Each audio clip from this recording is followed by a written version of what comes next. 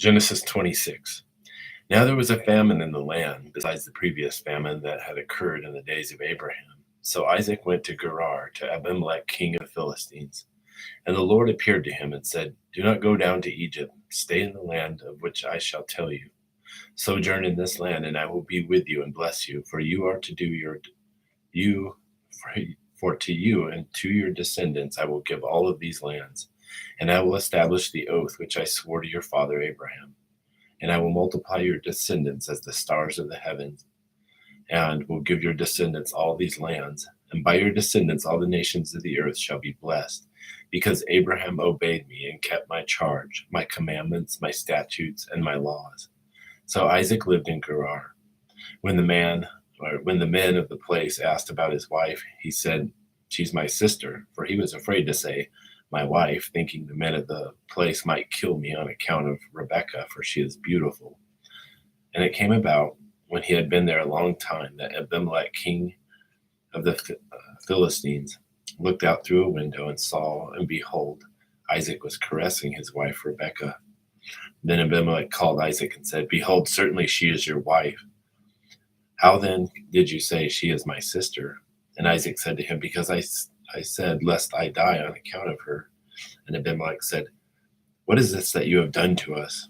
One of the people might easily have lain with your wife, and you would have brought guilt upon us. So Abimelech charged all the people, saying, He who touches this man or his wife shall surely be put to death. Now Isaac sowed in that land, and reaped in the same year 100-fold, and the Lord blessed him.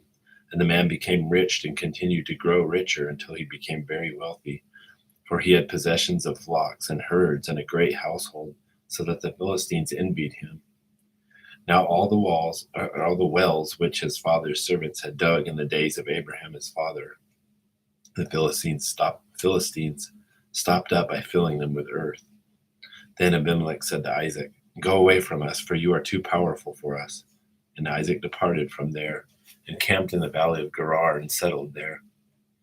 Then Isaac dug again the wells of water which had been dug in the days of his father Abraham, for the Philistines had stopped them up after the death of Abraham, and gave them the same names which his father had given them. But when Isaac's servants dug in the valley and found there a well of flowing water, the herdsmen of Gerar quarreled with the herdsmen of Isaac, saying, The water is ours. So he named the well Esek, because they contended with him. Then they dug another well, and they quarreled over it too, so he named it Sitnah. And he moved away from there and dug another well, and they did not quarrel over it, so he named it Rehoboth. For he said, At last the Lord has made room for us, and we shall be fruitful in the land. Then he went up from there to Beersheba, and the Lord appeared to him the same night and said, I am the God of your father Abraham. Do not fear, I am with you. I will bless you and multiply your descendants for the sake of my servant Abraham. So he built an altar there and called upon the name of the Lord, and pitched his tent there, and there Isaac's servants dug a well. Then Abimelech came to him from Gerar with his advisor Ahuzzath, the Philcol, the commander of his army.